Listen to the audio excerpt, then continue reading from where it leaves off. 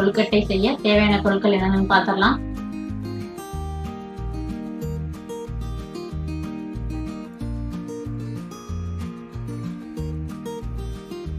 பச்சரிசியை நல்லா கழுவி காய போட்டு அரைச்சிட்டு வந்திருக்கேன். 1/2 கிலோ இருக்கு. 200 கிராம் நாட்டு சர்க்கரை, தேங்காய், ஒரு பெரிய தேங்காய் துருவி வச்சிருக்கேன். 5 டீஸ்பூன் எள்ளை எடுத்து நல்லா கழுவி காய வச்சு வறுத்து வச்சிருக்கேன். ஒரு 3 ஏலக்காய் எடுத்துருக்கேன்.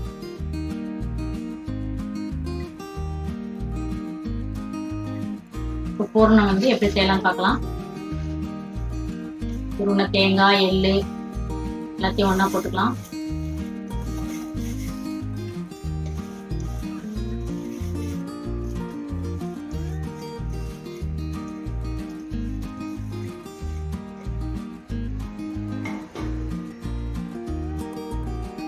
ஏலக்காய் பொடி,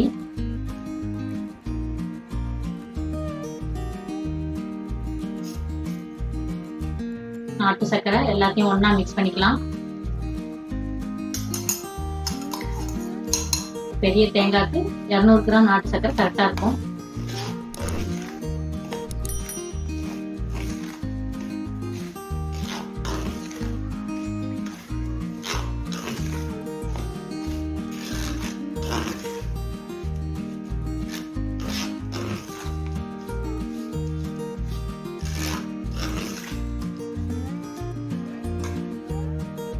ரெடி ஆயிடுச்சு.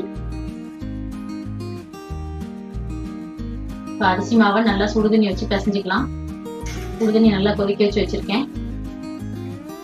இதை ஊற்றி பிசைஞ்சுக்கலாம். கொஞ்சம் கொஞ்சமா ஊற்றுங்க, எல்லாம் தண்ணி ஆயிரும்.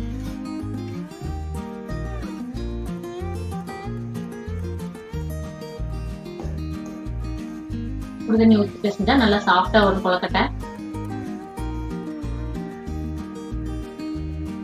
சூடா இருக்கனால கை வைக்க முடியாது. ஒரு கரண்டி வச்சு நல்லா மிக்ஸ் பண்ணிக்கலாம். அதுக்கப்புறம் ஆறுனதுக்கு அப்புறம் நம்ம கை வச்சு பிசையணும்.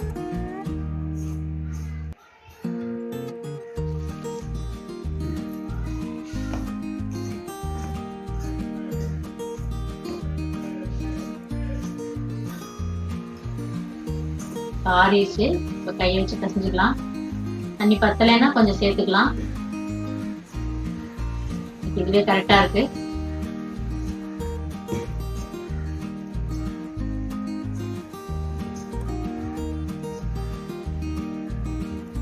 ரெடி ஆயிடுச்சு மாவு.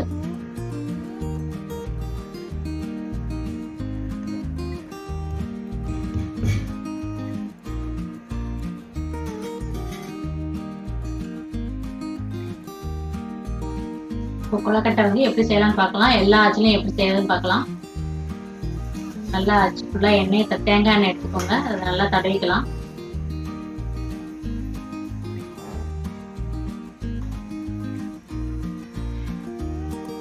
எண்ணெய் தொட்டுக்கோங்க.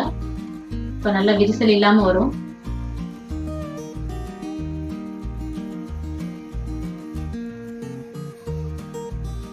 இந்த மாதிரி செஞ்சு இந்த அச்சு மேல வச்சுக்கணும். இந்த சைடு அதே மாதிரி இன்னொரு உருண்டை உருட்டி இந்த சைடு வைக்கணும்.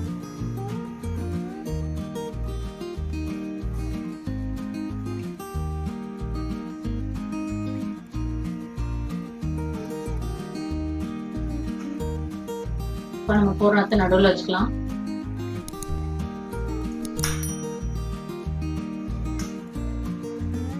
நல்லா அமுத்தி பிரஸ் பண்ணி தீ வேற இருக்கிறத எடுத்து விட்டுருங்க.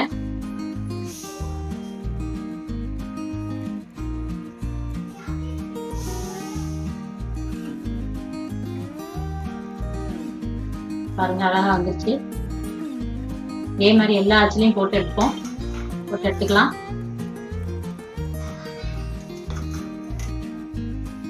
நான் ஒரு 4 அச்சு வச்சிருக்கேன். அதெல்லாம் எப்படி பண்றதுன்னு பார்க்கலாம்.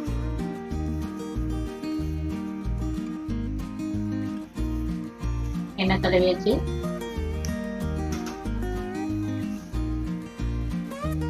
இது கொஞ்சம் பெரிய அச்சு, அதனால கொஞ்சம் பெரிய உருண்டையா எடுத்திருக்கேன்.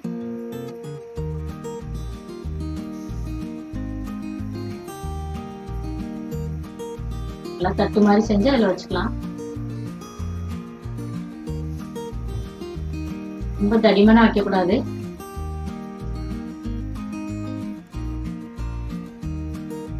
எண்ணெய் தொடச்சிட்டீங்கன்னா நல்லா வலுவலுன்னு பேக் உள்ளதான் வரும்.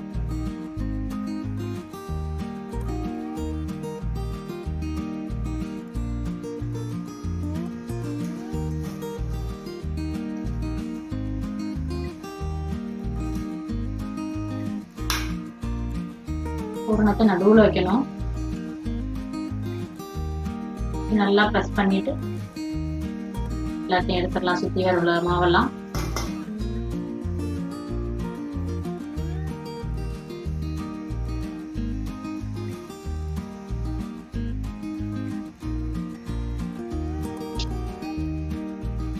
எடுத்து அழகா வந்துடும்.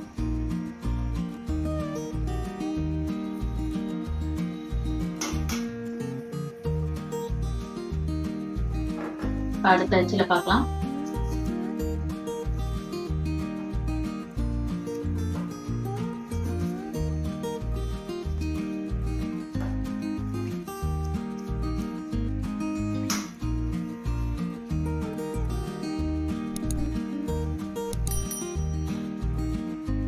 பெரிய அச்சுனால கொஞ்சம் உருண்டை பெருசா எடுக்கணும்.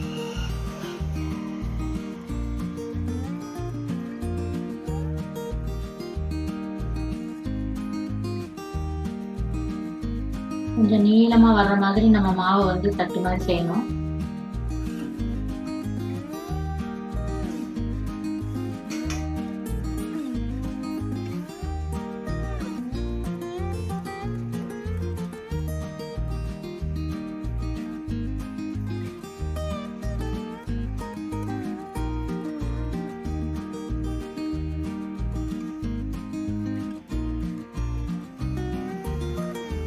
அது மேல வச்சிடலாம்.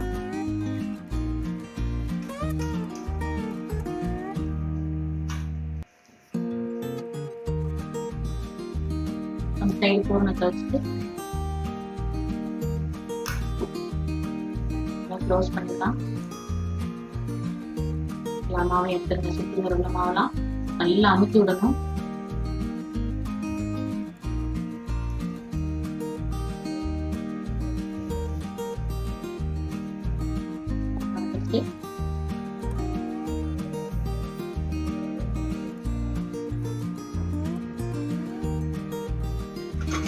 வெந்தாச்சு எடுத்து பார்க்கலாம். இதுலயும் எண்ணெய் தடவிக்கலாம்.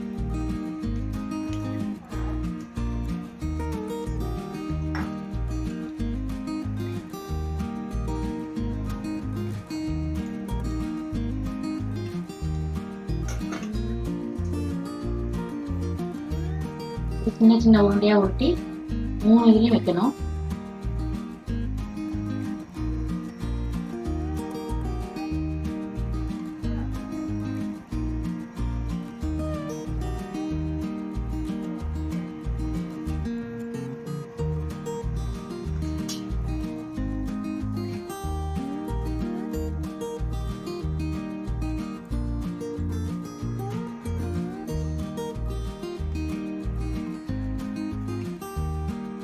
லேசா தட்டிக்கோங்க. அப்பதான் சாஃப்டா வரும்.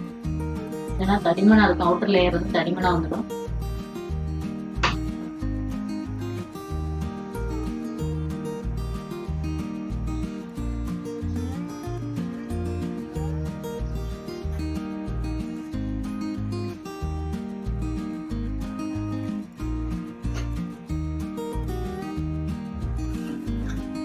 பூரணத்தை நடுவுல உள்ளதுல வைக்கணும்.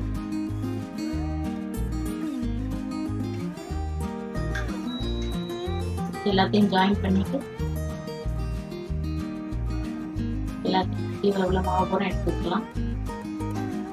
அடியில வந்து நல்லா சேர்த்து விட்டுடலாம். ஒட்டையா இருக்கும், நம்ம சேர்த்து விட்டுலாம். தேங்காய் மாதிரி கிடைக்கும் கொழுக்கட்டை.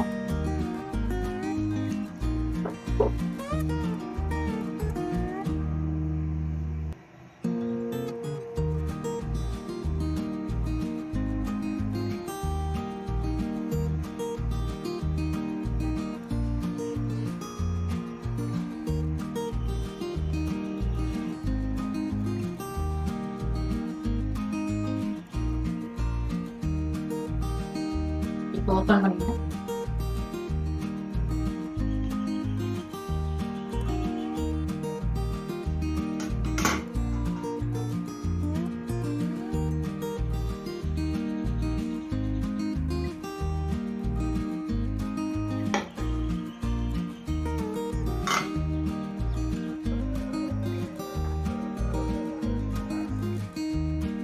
4 அச்சுலையும் எப்படி செய்யணும்னு பார்த்தாச்சு. இப்போ நம்ம கையில வந்து அச்சு இல்லாம எப்படி செய்யலாம்னு பார்க்கலாம்.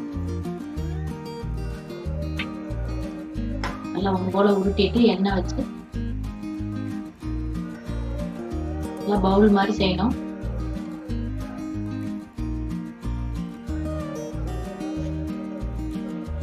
பூர்ணம் வச்சு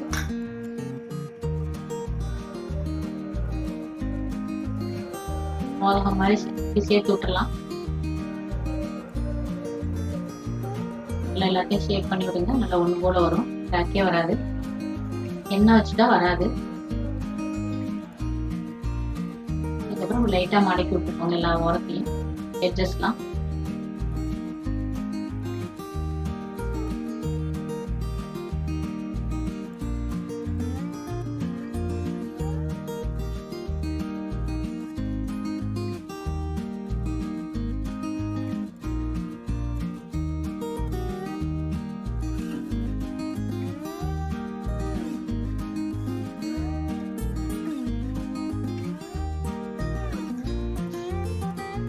பக்கத்துல பூரணத்தை வச்சு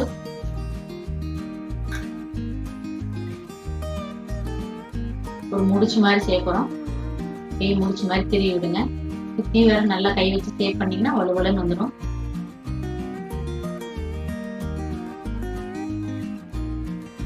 அச்சு இல்லைன்னா நம்ம இந்த மாடல்ல செஞ்சுக்கலாம்.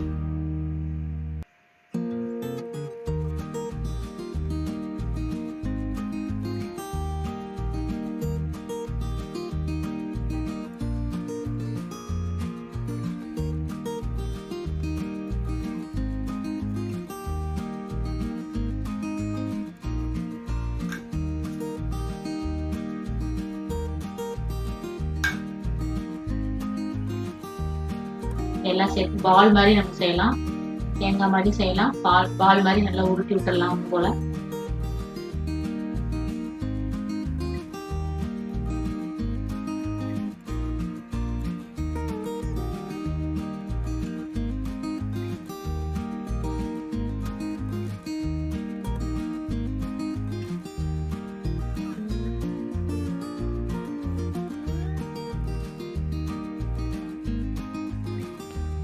இதே மாதிரி எல்லா கொழுக்கட்டையும் செஞ்சுட்டு நம்ம இட்லி தட்டு காஞ்ச உடனே இட்லி தட்டுல தண்ணி காஞ்ச உடனே இட்லி தட்டுல எல்லா கொழுக்கட்டையும் வச்சிடலாம். ஒண்ணு மேல ஒண்ணு அமுக்காம.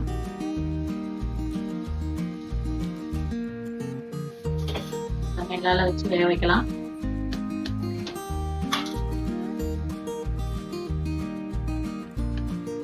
எல்லா டிசைன்லயும் கொழுக்கட்டை செஞ்சாச்சு. எல்லா ஆச்சு, கையில செய்யறது எல்லா கொழுக்கட்டையும் செஞ்சாச்சு. வேக வச்சு ஒரு 15 நிமிஷம் வேக வச்சு எடுத்துக்கலாம். கரெக்டா 15 நிமிஷத்துல வெந்துடும்.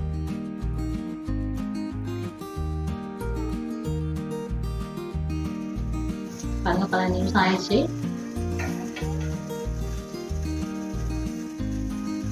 நல்லா வெந்துச்சு. தண்ணி தொட்டுட்டு நம்ம அதுல தொட்டு பார்த்தோம்னா கையில ஒட்டக்கூடாது. வெந்துச்சு. இப்போ எடுத்துடலாம்.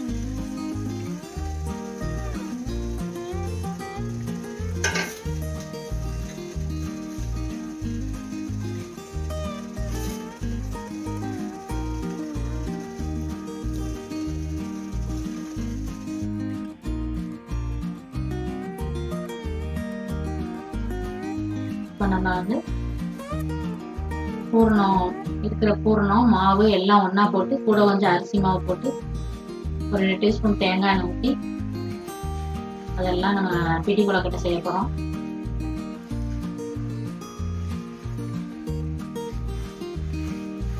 விநாயகர் சதுர்த்திக்கு இந்த கொழுக்கட்டை எல்லாமே நம்ம வச்சு கும்பிடலாம்.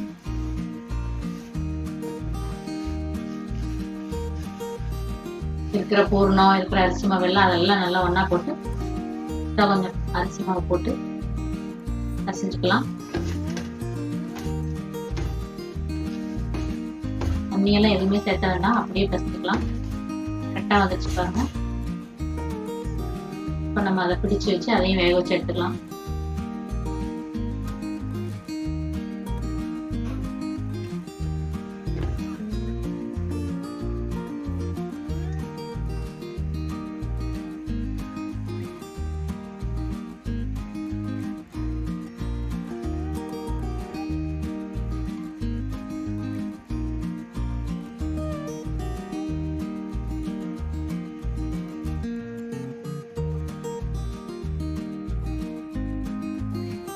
சுவையான விநாயகர் கொழுக்கட்டை ரெடி.